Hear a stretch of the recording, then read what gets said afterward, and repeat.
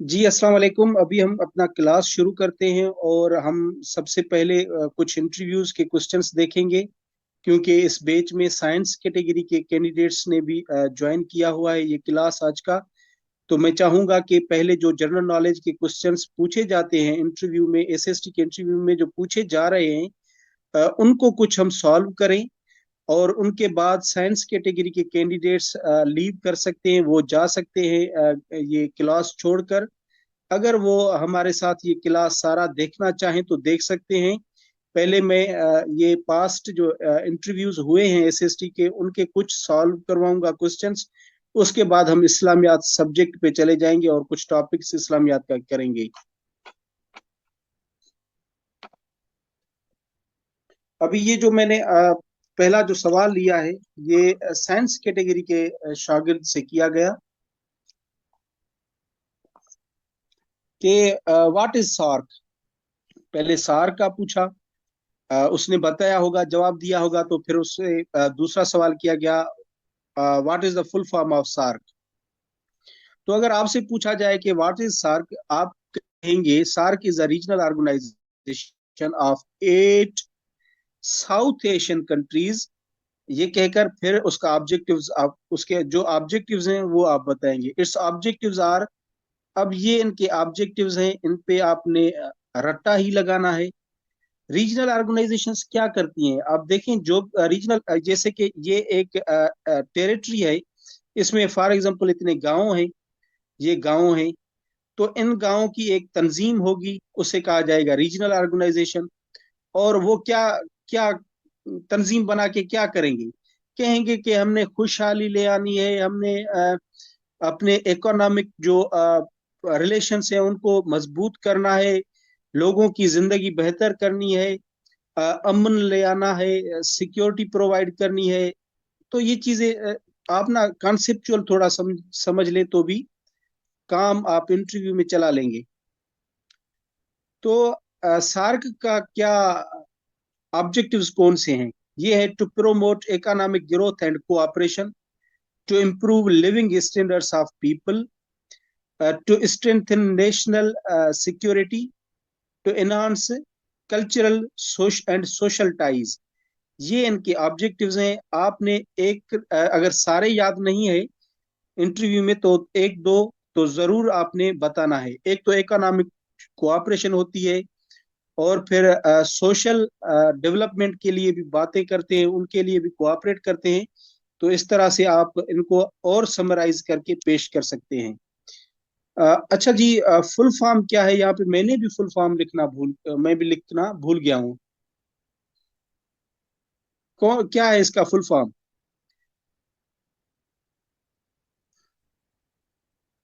कोई बताए सार का full form? South Asian association. South Asian association for regional cooperation, यही है। महक ने सही लिखा है।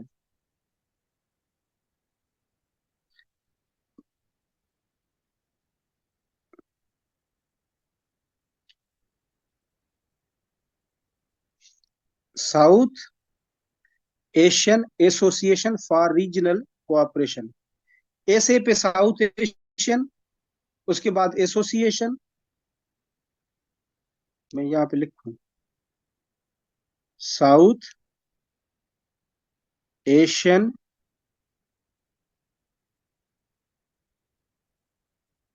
एसोसिएशन। ये तो एस और डबल ए हो गया, एसोसिएशन। देखिए, south Asian association for regional cooperation. ये मुझसे नोट्स पे लिखना मैं भूल गया हूं, तो इसको नोट कीजिएगा आपने। कोऑपरेशन। साउथ एशियन यानी कि साउथ एशिया की जो कंट्रीज हैं, उनकी ये तंजीम है, एसोसिएशन है उनकी। किस लिए? फॉर रीजनल कोऑपरेशन, कोऑपरेशन के लिए। अच्छा, ये आपसे पूछ सकते हैं कि कब बनी थी। अगर सार्क का किसी तरह भी उस वहां पे जिक्र आया, उन्होंने बात छेड़ दी, तो फिर वो डिटेल में चले जाते हैं। अगर मैं एक किसी और बंदे का आपको इंटरव्यू सुनाऊं, तो उससे बात छिड़ गई एससीओ की, तो वो डिटेल में चले गए एससीओ में। शंघाई ग्रुप था पहले से, पहले शंघाई ग्रुप था इसका, वो उसमें कौन कौन से मेंबर्स थे, ऑब्जर्वर्स को कितने हैं, तो उनकी ये डिटेल में चले जाते हैं।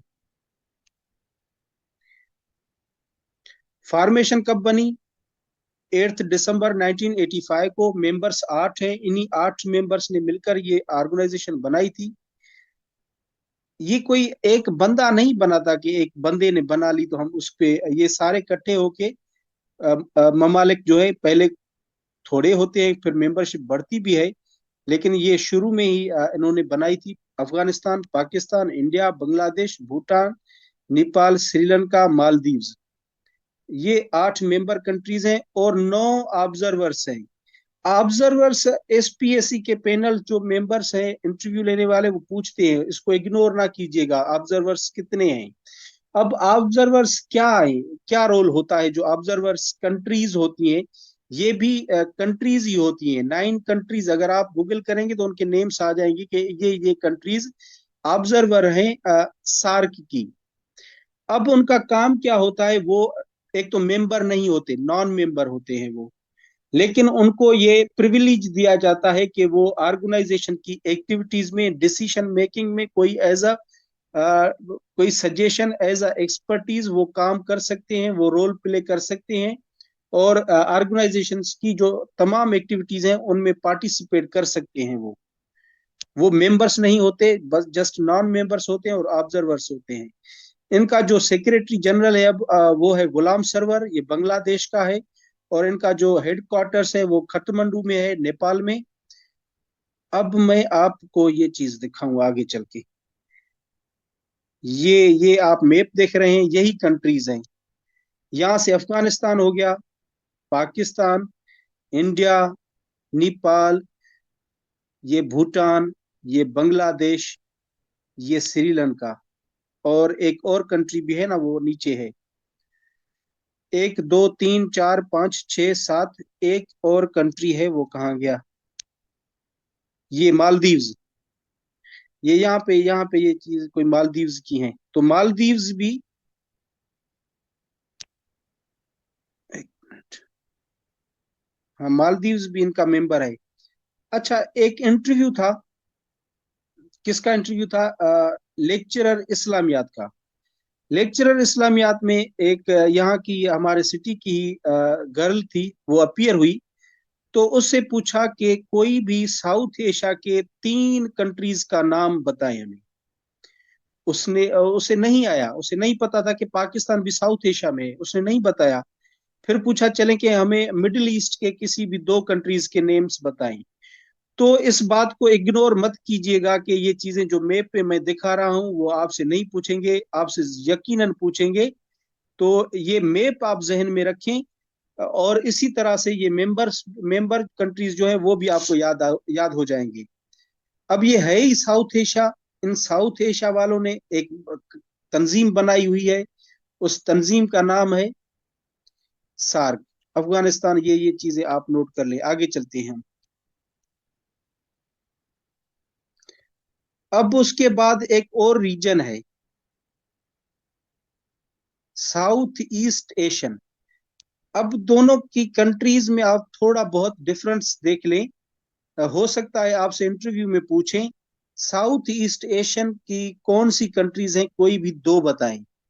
तो ये मैंने साउथ ईस्ट एशियन की कंट्रीज के नेम्स लिखे हैं। म्यांमार, ओल्ड नाम क्या है म्यांमार का? Thailand, Cambodia, Singapore, east Timor, Laos, ये थाईलैंड मैंने 2 बार लिखा है। बर्मा, ठीक है, बर्मा बिल्कुल ठीक है। वियतनाम, मलेशिया, इंडोनेशिया, और फिलीपींस।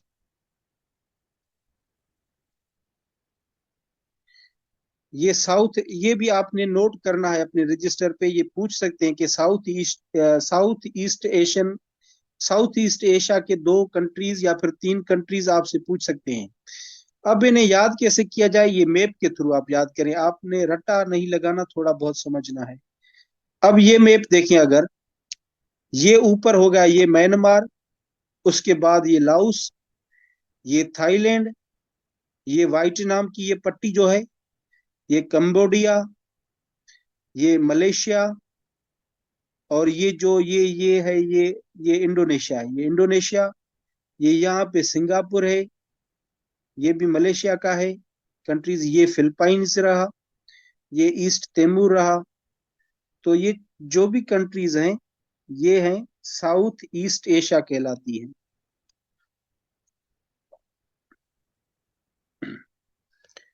उसके बाद जो सवाल हुआ वो था, Sindh shares border with which states of India. Sindh का कौन से स्टेट्स जो कि इंडिया की हैं उसके साथ बॉर्डर लगता है, तो ये एक गुजरात है, गुजरात से लगता है, दूसरा राजस्थान से लगता है ये बॉर्डर। और उसके बाद who is the current president of India, Droupadi Murmu, Droupadi. ये वैसे फेमस तो नरेंद्र मोदी है ना, तो वो भी बड़े चालाक हैं, एसपीएससी वाले बड़े जहीन हैं। तो कहेंगे अगर प्राइम मिनिस्टर हम पूछेंगे तो नरेंद्र मोदी कह लेंगे, चले इनसे प्रेसिडेंट पूछ लेते हैं। तो इनका ये प्रेसिडेंट है दोरूपादी मुर्मू।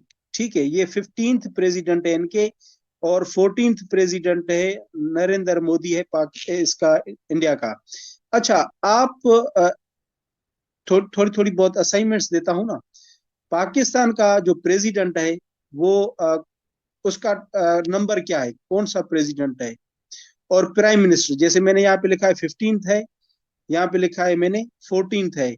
और नरेंद्र मोदी का ये टर्म पूछ सकते हैं कि ये कितनी बार जो इसने हुकूमत की है, और कितनी बार जो अब कर रहा है वो कौन सा टर्म है। इसका ये थर्ड टर्म है, जो कि 9 जून 2024 से शुरू हुआ है। पाकिस्तान का प्रेसिडेंट और पाकिस्तान का प्राइम मिनिस्टर, इनका नंबर आपने याद करना है।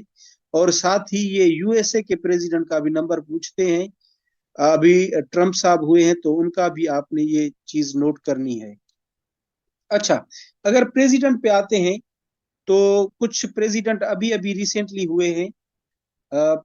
श्रीलंका का प्रेसिडेंट, श्रीलंका का प्रेसिडेंट कौन है। गूगल ना कीजिएगा, किसी को याद है तो बताए। श्रीलंका का प्रेसिडेंट, श्रीलंका का प्रेसिडेंट है अनुरा कुमारा। ये नया बना है, नया नया नहीं बल्कि 2 महीने से हो गए हैं। श्रीलंका के अनुरा कुमारा, ठीक है, अनुरा कुमारा श्रीलंका के। अच्छा, ईरान के प्रेसिडेंट नए कौन बने हैं, ईरान के प्रेसिडेंट। ईरान के तो अभी तो फेमस हैं अभी तो। अच्छा, ईरान के जो है वो है मसूद पेजशेकियान, मसूद पेजशेकियान। चले मैं थोड़ा बहुत बताता चल रहा हूँ, आपने वो सर्च करना है एग्जैक्ट नेम। ईरान का प्रेसिडेंट जो रिसेंटली उसका हेलीकॉप्टर क्रैश में वो जो है ना डाइड हो गए, उसका क्या नाम था, उसकी वफात हो गई हेलीकॉप्टर क्रैश में।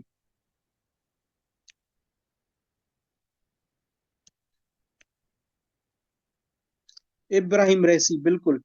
कब हुआ, 19 मई, 19 मई 2024 को। चले आगे चलते हैं, उससे उसके बाद सवाल किया गया, who was the first speaker of national assembly of Pakistan. अब साइंस वालों आपसे भी ये लोग पूछ सकते हैं, who was the first speaker of national. ये यहाँ पे फर्स्ट कॉन्स्टिट्यूएंट असेंबली का लिखा हुआ था, लेकिन मैंने वो लिख दिया है। तो first speaker of national assembly of Pakistan कायदे आजम ही थे, और सेकंड मौलवी तमीजुद्दीन थे। अब ये बात नोट कीजिएगा, जब भी मौलवी तमीजुद्दीन का जिक्र होगा तो मौलवी तमीजुद्दीन का केस जो कि है बहुत ही फेमस है हिस्ट्री ऑफ पाकिस्तान में। तो उसका वो जरूर आपसे लाजमी पूछेंगे कि मौलवी तमीजुद्दीन के केस की क्या क्या असल में है।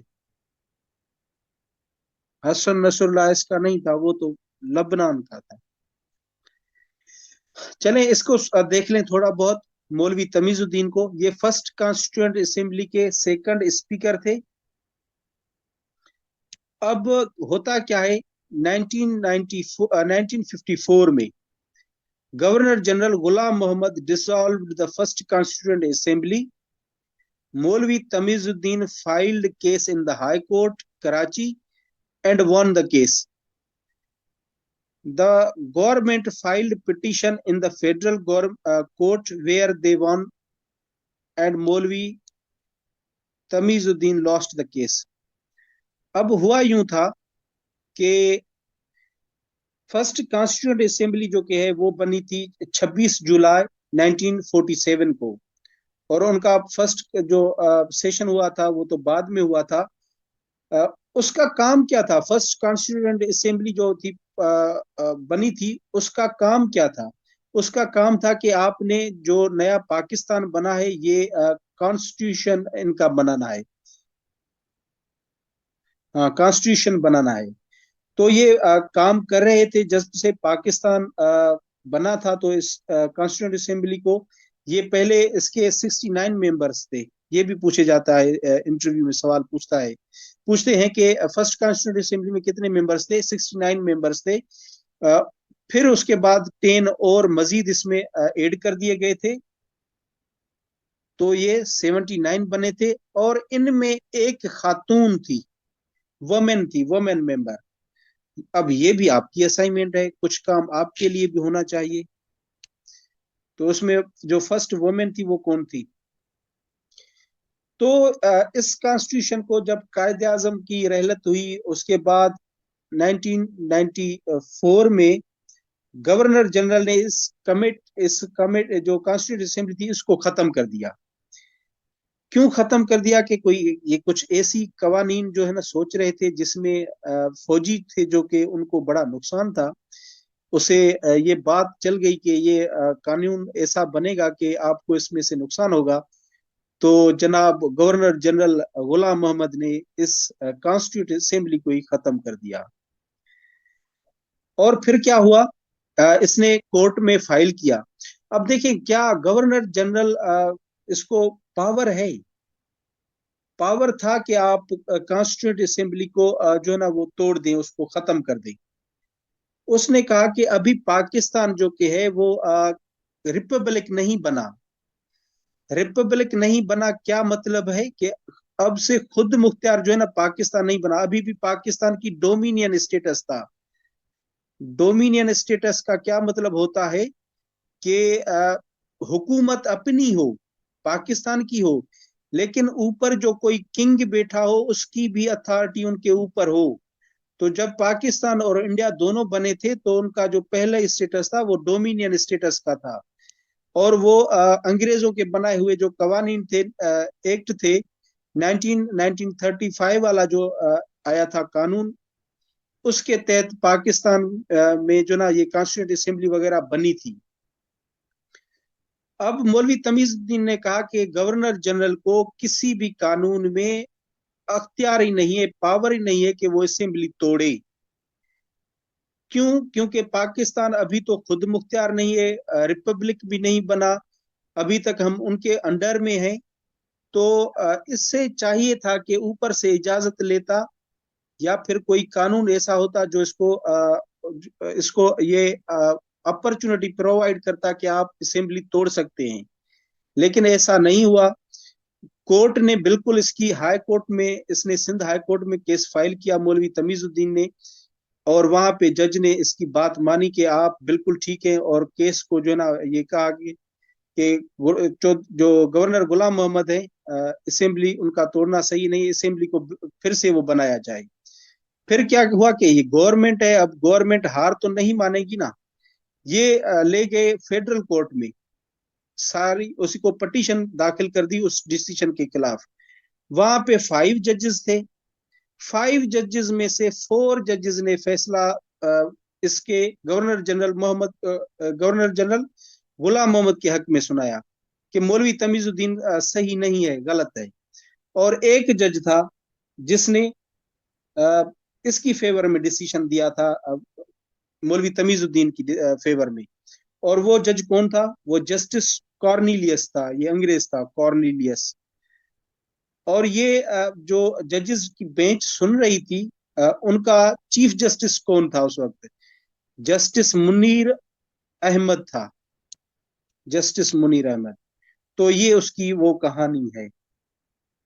और उस वक्त से अच्छा, इन्होंने अगर चार जो जजेस थे, उन्होंने जो फैसला सुनाया, तो वो कहाँ से कानून ले आए? अब ये बात भी है ना। तो उन्होंने एक नया कानून बनाया, doctrine of necessity, doctrine of necessity, कि जरूरत के वक्त कुछ भी किया जा सकता है। डॉक्ट्राइन ऑफ नेसेसिटी, कि जरूरत के वक्त कुछ भी किया जा सकता है। फिर उन्होंने कॉन्स्टिट्यूशन में ये अमेंडमेंट भी लाई थी, उसके पीछे वाले जो कॉन्स्टिट्यूशन थे, तो जरूरत के वक्त कुछ भी किया जा सकता है। चले, उसके बाद current speaker of national assembly कौन है? सरदार अयाज सादिक साहब हैं, ये भी पूछ सकते हैं। उसके बाद last railway station at third railway line, ये भी इंटरव्यू में सवाल पूछा गया कि जो थर से रेलवे स्टेशन, रेलवे लाइन जाती है इंडिया, पाकिस्तान साइड से कौन सी लास्ट रेलवे स्टेशन है और इंडिया की साइड से कौन सी लास्ट रेलवे स्टेशन है? तो जो पाकिस्तान की साइड से लास्ट रेलवे स्टेशन है वो खोखरा पार रेलवे स्टेशन है, और जो इंडिया की साइड से वो मुन्ना बाव रेलवे स्टेशन है। उसके बाद charter of Medina, charter of Medina पे भी सवाल किया गया। अब ये तो हमने कल उसको डिस्कस किया था, आगे चलते हैं। ये सारे वो कल वाले ही हैं। उसके बाद STR रेशो क्या है, ये भी पूछते हैं, हर एक कैंडिडेट से पूछ सकते हैं ये। और स्पेशली अगर किसी की बीएड या एमएड है, फिर उससे तो लाजमी ही पूछेंगे। और सिलेबस करिकुलम में क्या फर्क है, ये भी लाजमी पूछेंगे। इसमें से एसपी FPSC, सॉरी, चलो 1 मिनट में पानी पी लूं।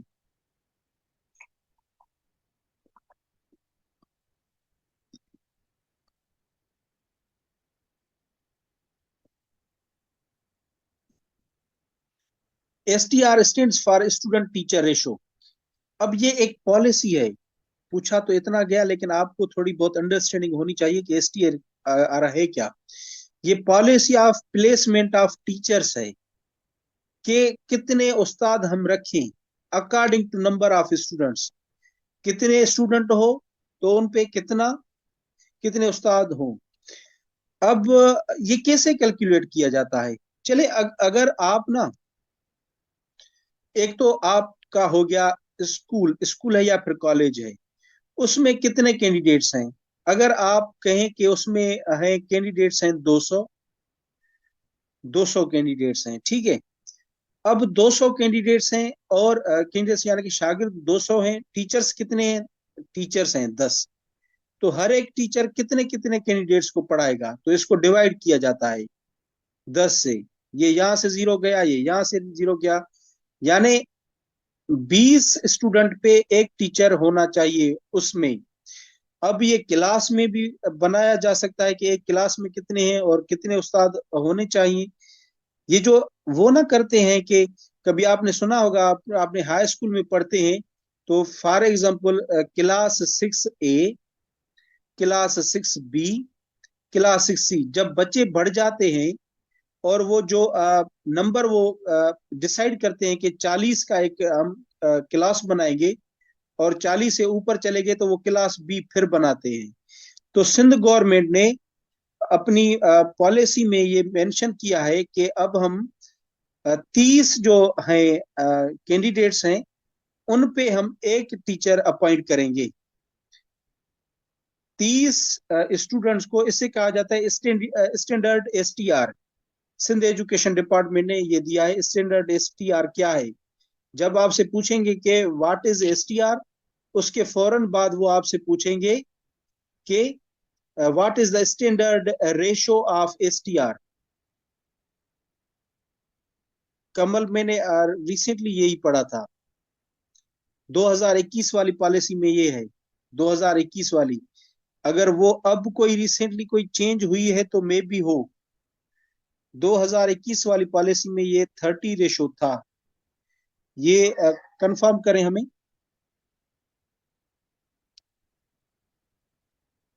अच्छा, अगर रेशो जो है बढ़ जाता है, यानी कि रेशो बढ़ेगा कैसे? फॉर एग्जाम्पल, जब स्टूडेंट्स ज्यादा होंगे और टीचर एक होगा, तो इसे कहेंगे हायर एसटीआर रेशो। जब हायर एसटीआर रेशो होगा तो टीचर पे जो है वो वर्कलोड बढ़ जाएगा। और रिड्यूस स्टूडेंट एंगेजमेंट, बहुत सारे बच्चे हो जाएंगे तो एक शागिर्द से वो एंगेजमेंट कैसे करेगा, उससे बातें कैसे कर सकेगा सारों से। तो स्टूडेंट से जो एंगेजमेंट होती है टीचर की, वो भी कम हो जाएगी। और डिग्रीज एकेडमिक अचीवमेंट, और रिजल्ट क्या होगा कि एकेडमिक जो अचीवमेंट है बच्चों की, वो भी रिड्यूस हो जाएगी। ये होगा अगर एसटीआर का रेशो ज्यादा है तो। अब ज्यादा कैसे होता है वो ये यहाँ पे देख रहे हैं 15 है, यहाँ पे 1 है। अगर यहाँ पे ये नंबर बढ़ जाए, नंबर ऑफ स्टूडेंट बढ़ जाए और टीचर का नंबर रिड्यूस होता जाए, तो ये कहलाएगा कि जो है ये हायर रेशियो है। लोअर होगा तो बेटर इंटरेक्शन होगी, लो बर्डन ऑन टीचर होगा, इंडिविजुअलाइज अटेंशन होगा, और इम्प्रूव्ड एकेडमिक परफॉर्मेंस होगी। Who was the first foreign minister of Pakistan? Pakistan का फर्स्ट फॉरेन मिनिस्टर कौन था? तो ये जवाब है मोहम्मद जफरुल्लाह खान। इसका ये टाइम पीरियड मैंने लिखा है। उसके बाद first chief justice of Pakistan कौन थे? तो जस्टिस अब्दुल रशीद थे। और ये उस वक्त सुप्रीम कोर्ट नहीं थी, फेडरल कोर्ट थी। फेडरल कोर्ट थी, सुप्रीम कोर्ट नहीं थी। और फेडरल शरीयत कोर्ट भी थी उस जो कि बनी थी, कब बनी थी ये मैंने नीचे लिखा है। 20 मई 1980 को फेडरल शरीयत कोर्ट बनी थी और उसका जो पहला जज था चीफ जस्टिस सलाहुद्दीन अहमद था। ये आज के लिए काफी है। बल्कि एक मिनट, एक नेक्स्ट स्लाइड देख लें। ये है पाकिस्तान की फर्स्ट कैबिनेट की, फर्स्ट कैबिनेट जो पाकिस्तान की बनी थी। केयर टेकर में भी आएंगे हम, वो भी है इसमें शामिल है अभी। First cabinet of Pakistan, Pakistan की फर्स्ट कैबिनेट जो जिसने हलफ उठाया था 15 अगस्त 1947 को, उसमें टोटल 7 मेंबर्स थे। लियाकत अली खान उनके प्राइम मिनिस्टर थे और डिफेंस मिनिस्टर भी लियाकत अली खान थे। Raja Ghazanfar minister for food and agriculture थे। आई चंद्रीगर, ये आई चंद्रीगर, आई पे आपने देखना कि आई पे क्या है। ये भी हो सकता है पूछ ले आपसे। मिनिस्टर ऑफ कॉमर्स थे। सरदार अब्दुल रब निश्तर साहब मिनिस्टर ऑफ कम्युनिकेशन थे। ये भी पूछा है ना सवाल। ये मैं एसएसटी के इंटरव्यू की बात कर रहा हूँ कि हु वाज सरदार अब्दुल रब निश्तर, ये सवाल पूछा है उन्होंने। तो आपने कहा, कहना है he was the first minister of communication. Ghulam Mohammad first finance minister थे। Fazal Rahman minister of education और साथ ही इंफॉर्मेशन मिनिस्टर भी थे। जोगिंदर नाथ मंडल, ये बहुत पूछते हैं कि first minister for labour and law, law minister भी जोगिंदर नाथ मंडल थे, लेबर मिनिस्टर भी। अभी जो साइंस वाले बच्चे हैं वो जा सकते हैं। अब हम इस्लामियात को शुरू करेंगे।